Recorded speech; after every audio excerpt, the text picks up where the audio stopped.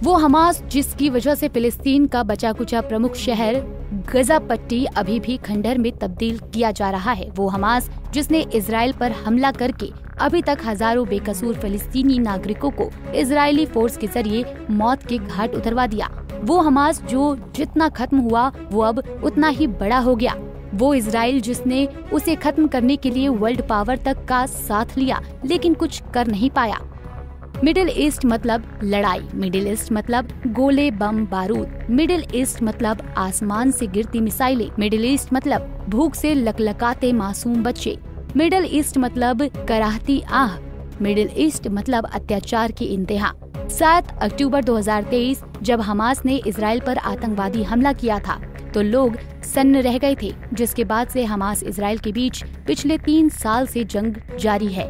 Israel का साफ कहना है कि हमास के आतंकियों के खात्मे तक उसका हमला जारी रहेगा। इसी बीच इजरायली फोर्स को सुरंगों से एक ऐसी खुफिया रिपोर्ट हाथ लगी है जिससे हमास के आतंकी हमले के पीछे की पूरी सच्चाई सामने आ गई।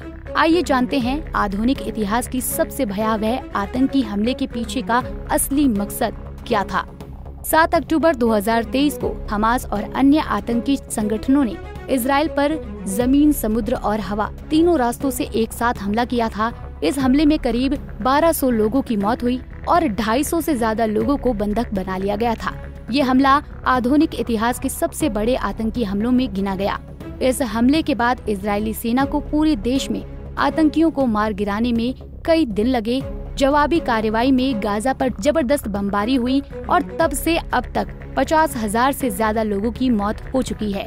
हाल ही में इजरायली सुरक्षा बलों को गाजा की सुरंगों में कई सीक्रेट दस्तावेज मिले हैं। वॉल स्ट्रीट जर्नल की रिपोर्ट के मुताबिक दस्तावेज में लिखे 2 अक्टूबर 2023 की एक बैठक से पता चलता है कि हमास का मकसद इजराइल और सऊदी अरब के बीच बन रहे समझौते को रोकना था, जो कि अमेरिका की मदद से की जा रही थी। बैठक में हमास के नेता यहिया सिनवार ने कहा था, सऊदी जायोनी सामान्यीकरण समझौता तेजी से आगे बढ़ रहा है। तब सिनवार ने चेतावनी दी थी कि ये समझौता अगर हुआ तो बाकी अरब देशों का रुख भी इजराइल की ओर हो जाएगा और हमारा अस्तित्व पूरी तरह से खत्म हो जाएगा।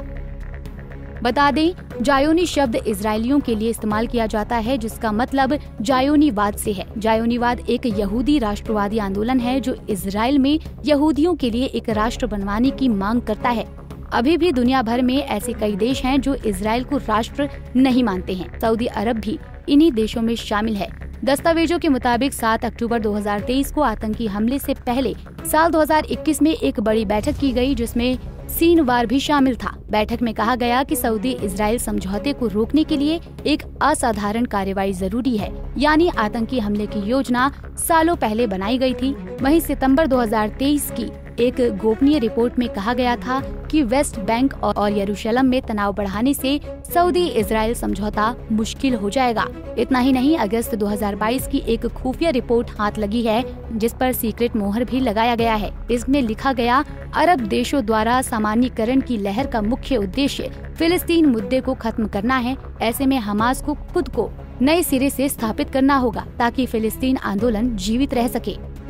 अमेरिका ट्रंप के पहले और बाइडेन दोनों के कार्यकाल में इजराइल को अरब देशों से जोड़ने के प्रयास कर रहा था। वहीं 2020 में ट्रंप प्रशासन ने अब्राहम समझौतों के तहत यूएई, बहरीन और मोरक्को के साथ इजराइल के संबंध सामान्य करवाए। बाइडेन प्रशासन भी सऊदी अरब और इजराइल के बीच समझौता करवाने के करीब पहुंच चुका था, लेकिन ठीक उससे पहले हमास द्वारा आतंकी हमला किया गया। इस हमले की योजना के मुख्य सूत्रधार यहिया सिनवार और मोहम्मद दीफ थे।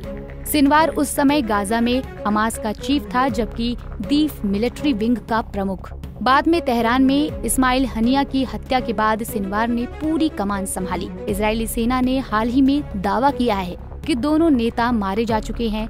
सिनवार को जमीनी कार्रवाई में मार गिराया गया, जबकि दीफ को हवाई हमले में निशाना बनाया गया।